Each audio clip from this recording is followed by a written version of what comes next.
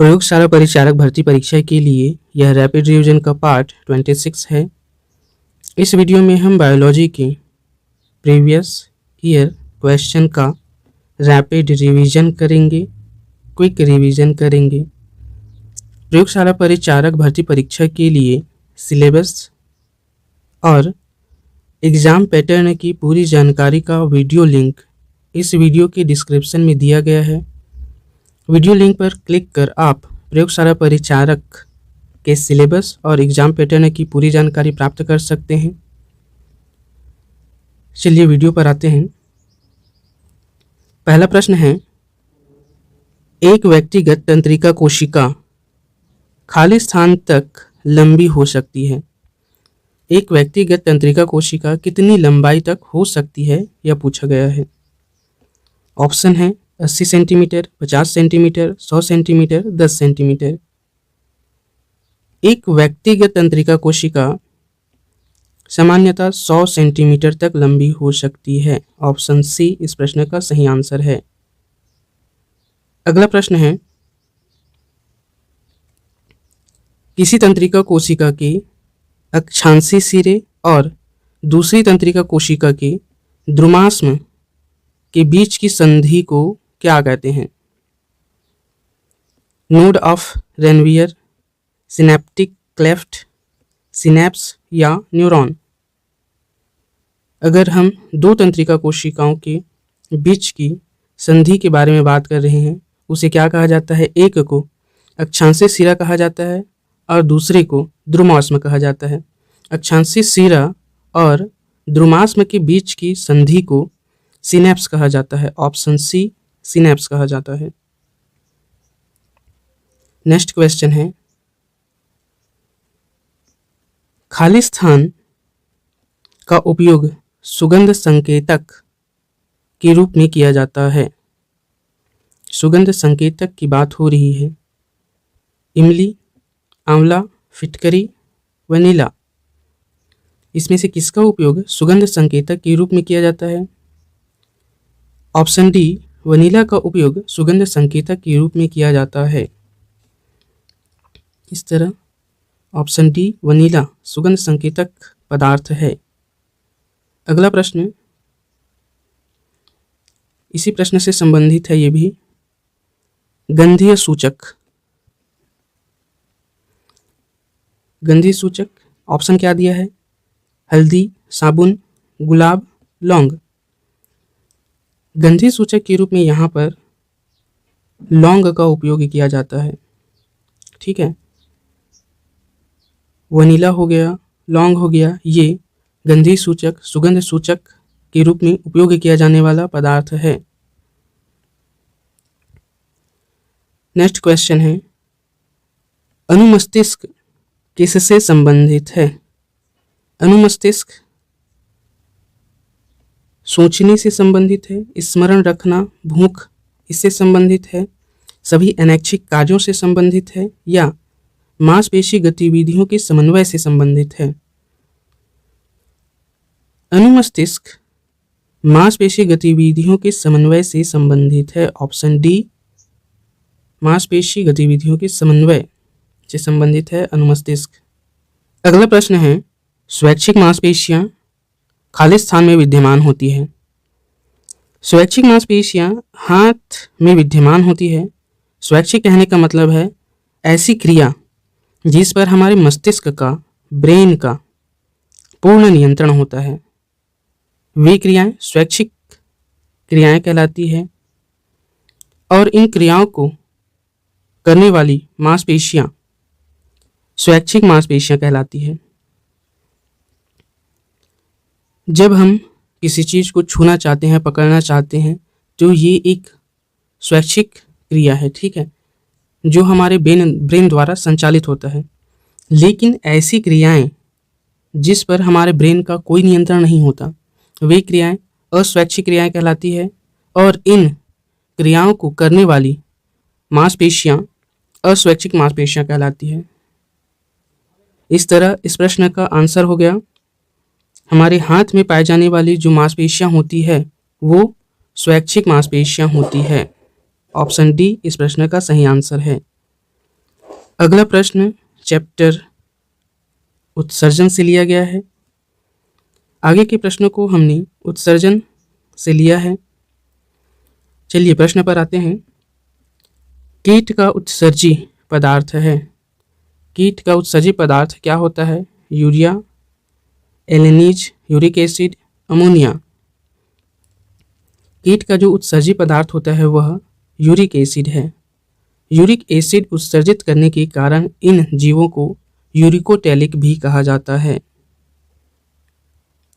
Next question है, सभी कीट होते हैं। सभी कीट यूरिकोटैलिक होते हैं। Option C uricotelic. अगला प्रश्न है, उत्सर्जन की इकाई है। उत्सर्जन की इकाई क्या होता है? उत्सर्जन की इकाई नेफ्रॉन है। न्यूरॉन और एक्सॉन ये ब्रेन से संबंधित है, मस्तिष्क से संबंधित है। अगला प्रश्न, वृक्क अर्थात किडनी की खराबी के कारण रक्त में यूरिया की मात्रा बढ़ने को कहते हैं। रक्त में यूरिया की मात्रा बढ़ने की क्रिया को क्या कहा जाता है?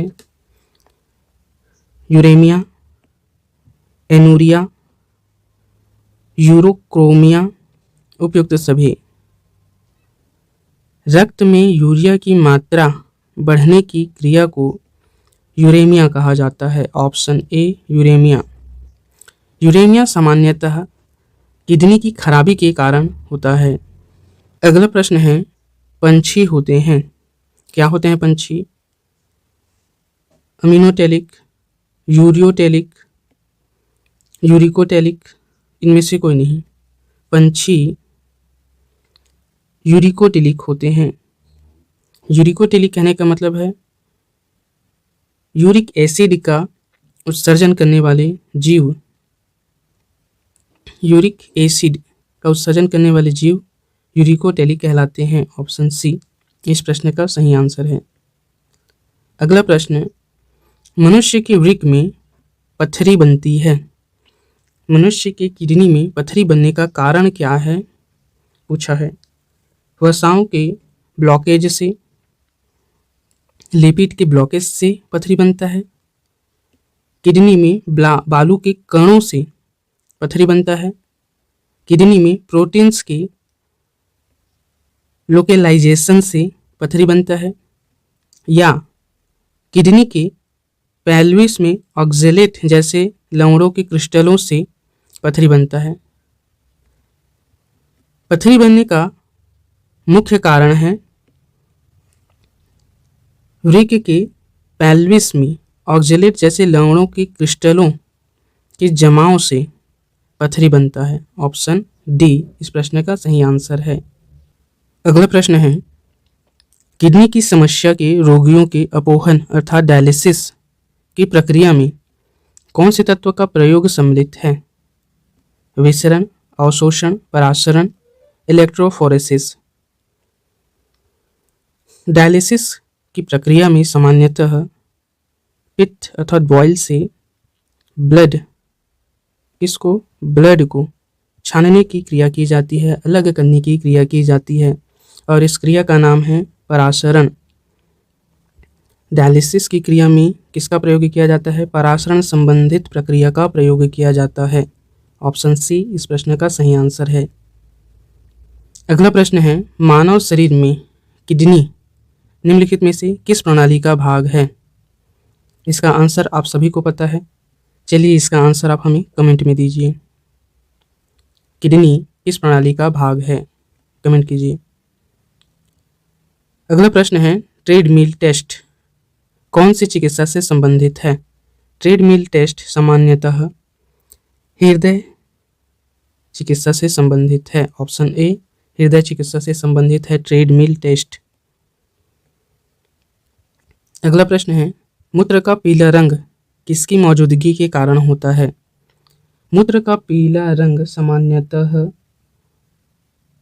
यूरोक्रोम वर्णक की उपस्थिति के कारण होता है। ठीक है, इसका पीला रंग मूत्र का किसकी उपस्थिति के कारण होता है? यूरोक्रोम की उपस्थिति के कारण होता है।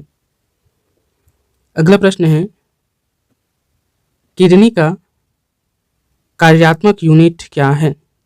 किडनी का, वृक्क का, गुर्दे का कार्यात्मक यूनिट, इस पर हमने बात की है। चलिए इसका आंसर आप हमें कमेंट में दीजिए। हमारे शरीर में त्वचा की सतह के नीचे मौजूद वसा किसके विरुद्ध अवरोधक का कार्य करती है? हमारी जो ये त्वचा है इसके नीचे यहाँ पर वसा होता है, ठीक है। ये किसके विरुद्ध अवरोधक का कार्य करती है पूछा है। शरीर से ऊष्मा की क्षति के विरुद्ध अवरोधक का कार्य करती है, या शरीर के अनिवार्य द्रवों की क्षति के विरुद्ध अवरोध का कार्य करती है, शरीर से लवण की क्षति के विरुद्ध अवरोधक का कार्य करती है, या पर्यावरण से हानिकारक सूक्ष्म जीवों के प्रवेश के विरुद्ध अवरोधक का कार्य करती है। हमारे शरीर में त्वचा की सतह के नीचे मौजूद वसा शरीर से ऊष्मा की क्षति के विरुद्ध अवरोधक का कार्य करती है। ये त्वचा है, त्वचा के नीचे यहाँ पर वसा जमा होने के कारण शरीर से बाहर ऊष्मा, ये जो ऊष्मा है वो नहीं निकल पाती, इसके विरुद्ध अवरोधक का कार्य करता है वसा। अगला प्रश्न है, निम्न में से किसका संबंध वृक्क अर्थात किडनी अव्यवस्था इनरेगुलरिटी से संबंधित है? वेंटिलेटर, अपोहन, डायलिसिस, गति प्रेरक, पेसमेकर या बैरोपेशिंग? वृक्क अव्यवस्था से अपोहन अर्थात डायलिसिस संबंधित है। ऑप्शन बी इस प्रश्न का सही आंसर है। पेसमेकर हृदय अव्यवस्था से संबंधित है। अगला प्रश्न है, आहार का सबसे महत्वपूर्ण कार्य है? ऊर्जा प्राप्त करना, क्षुद्र शांत करना, वसा का एंजाइम द्वारा पाचन या उत्सर्जी पदार्थ का निवारण? आहार का सबसे महत्वपूर्ण कार्य शरीर को ऊर्जा प्राप्त कराना होता है, ऊर्जा प्राप्त करना होता है, ठीक है। आहार का सबसे महत्वपूर्ण कार्य क्या है? हमारे शरीर के लिए ऊर्जा प्रदान करना। ऑप्शन ए इस प्रश्न का सही आंसर है। यदि आपका कोई एडवाइस है या कोई क्वेश्चन है तो हमें कमेंट में लिख भेजिए। आप हमें सपोर्ट करने के लिए चैनल को सब्सक्राइब कर बेल आइकन को ऑन कर लीजिए ताकि आप सभी को न्यू वीडियो का नोटिफिकेशन मिल सके। चलिए मिलते हैं अगले वीडियो में। Have a great day.